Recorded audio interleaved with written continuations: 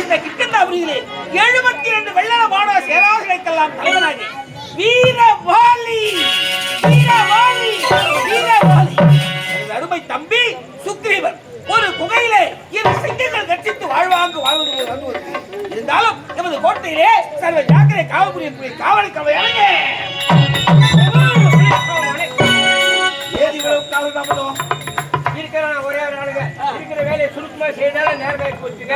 இனிமே சர்வ ஜாக்கிரதையா எந்தெந்த நேரத்துல எப்படி எப்படி வரணுமோ வந்துடுறேன். கத்தவனுக்கு இந்த மேடை சிறப்பு அம்சம். ஐயா ஆமா சரி படிச்சிருக்கியா? படிச்சுக்கிறேங்க. எதுவரை படிச்சுக்க? 20 வரைக்கும் என்ன சொல்ற? ஓலைச்சூடி நீங்க ஓலைச்சூடி அந்த காலத்துல அது அப்படியே பரம சங்கிலி மாதிரி எங்கினே போய் கடைசியா ஒரு 20 குத்துவாங்க. அது உள்ள கவுரு போட்டு கட்டி வச்சிருப்பாங்க. அந்த 20 வரைக்கும் அடிச்சோடு படித்தவடா. போகட்டும். எந்த பள்ளி சாலையில படிச்சே? ஆண்கள் உச்சநீர் பள்ளி.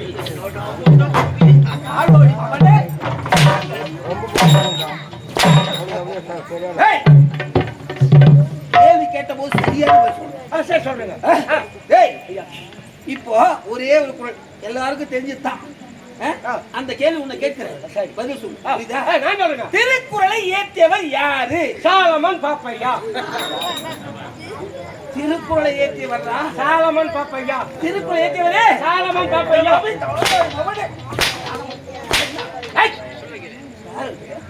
தம்பிங்க வரங்க என்ன விட்டுவா ஒண்ணுல வா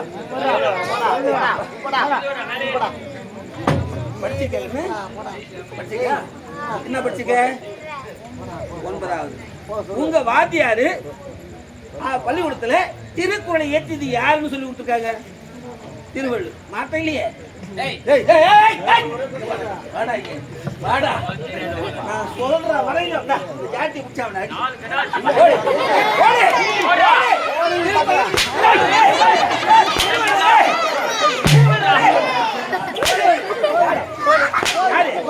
அவன் என்ன வளர்ற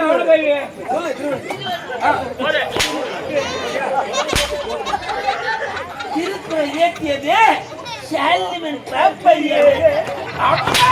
ஆடுபடி டாக்டரே சொன்னாரு. இவர் பேச்சு கேட்டுன்னு எழுந்து வந்து சாட்டி எடுத்துன்னு என்னை அடி அடி நடத்தி விட்டார். நாடகம் முடிக்கின்றாடா. அப்பாவை இஷ்டமே பாட்டில் வாங்கி ஊத்து ஊத்தி என் மகன் உன்னை புலக்கடிக்க வைக்கலாம்.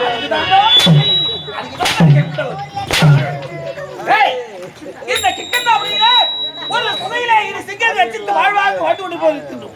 எனக்கு நீங்க யாருமே எனக்கு எதிரி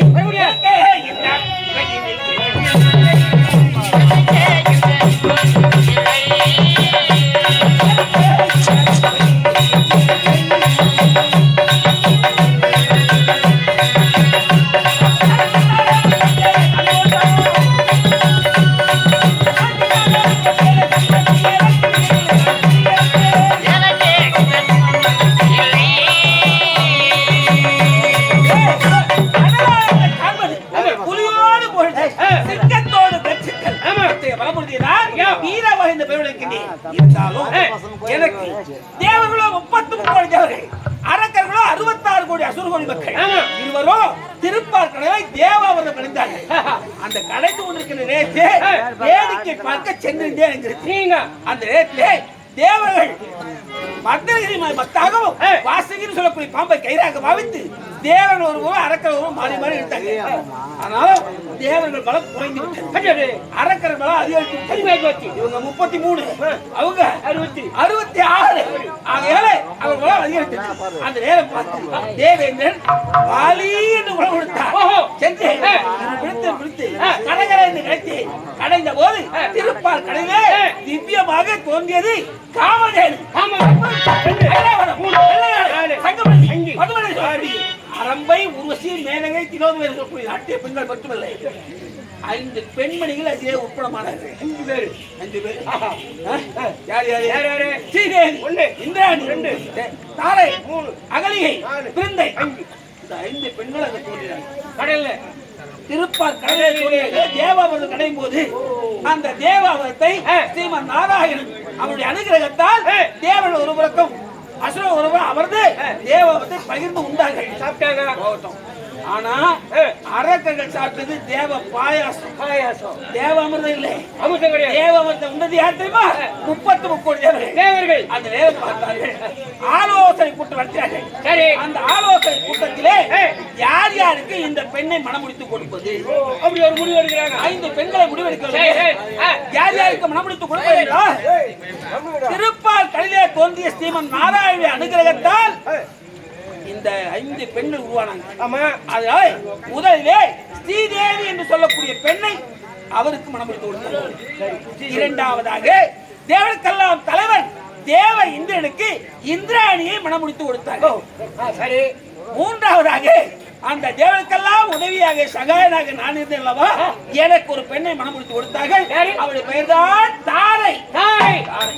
நாங்கள் இருவரும் சில்லறை ஈடுபட்டு கணவன் மனைவியா வாழ்ந்து அகப்பேர் செல்வம் சொல்லக்கூடிய அங்கதன் ஒரு குழந்தை இருக்கு. சரி, நான்காவதாக தேவரெல்லாம் ஒன்று முடியார்கள். அரக்கரை பார்த்தாங்க, சும்மா இருப்பாங்களா? இருக்க மாட்டாங்க. ஆகையால இந்த பெண்ணையா நமக்கு கொடுப்பாங்களா என்று போட்டி ஏற்பட்டது. அதன் காரணமாக அனைவரும் முடிவு செய்து பிருந்தா என்று சொல்லக்கூடிய பெண்ணை ஜலேந்திரன் என்று சொல்லக்கூடியவனுக்கு மணமுடித்து கொடுத்தார்கள். ஜலேந்திரன் அரக்க கூட்டம் முடிஞ்சு போச்சு. அடுத்தபடி இருப்பது ஒரே ஒரு யார் தெரியுமா? அகலிகை. சின்ன பெண். அதை யாருக்கு கொடுக்கலாம்? தேவர்கள் முடிவு செய்கிறார்கள். அந்த முடிவு செய்யறதுல மகரிஷிகளுக்கெல்லாம் தலைவர் தரக்கூடிய கௌதம மகரிஷிக்கு கொடுக்கலாம் என்று முடிவு. ஆனாலும் தேவேந்திரனுக்கு மீண்டும் அந்த பெண் மீது ஒரு மோகம். அவளை அடையணும், இரண்டாவதாக மணக்க வேண்டும் என்று ஆசைப்படுகிறது. அதன் காரணமாக அங்கு போட்டி ஒன்று ஏற்படுத்தினார்கள். போட்டி என்ன போட்டி தெரியுமா? இரு முகம் கொண்ட பசுவை யார் கண்டு வருகிறார்களோ அவளுக்கு இந்த பெண்ணை மணமுடித்து கொடுப்பதாக முடிவு செய்தார்கள். இருமுகம் கொண்ட பசு இல்லையே, அதேதான் தேவேந்திர பார்த்தா நாம் எங்க கண்டு தேர்தல் என்று அவனும் வந்த வழியே பார்த்துட்டு போயிட்டாரு. கௌதம மகரிஷியும் நாமோ இருப்பது காணகத்திலே ஆசிரமத்தை தனியாக இருக்கின்றோம், இந்த நேரத்தை நாம எங்க கண்டு தேர்தல் என்று அவரும் போயிட்டாரு. நாரதன் அந்த வழியா குறுக்கிட்டான். மகரிஷியே எங்கு சென்றீர்கள்? ஆசிரமத்தை சென்றீர்கள். ஆமா, ஆசிரமத்தில் ஏதோ சத்தம் கேட்கிறது. என்ன?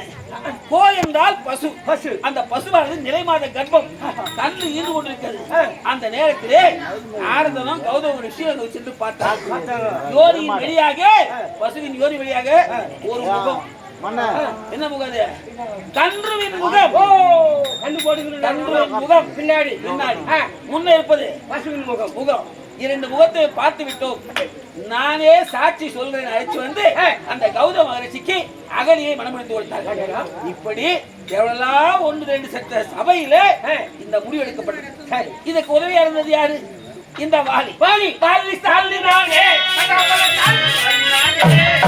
வாலி சாலி நானே சாலி நானே நானே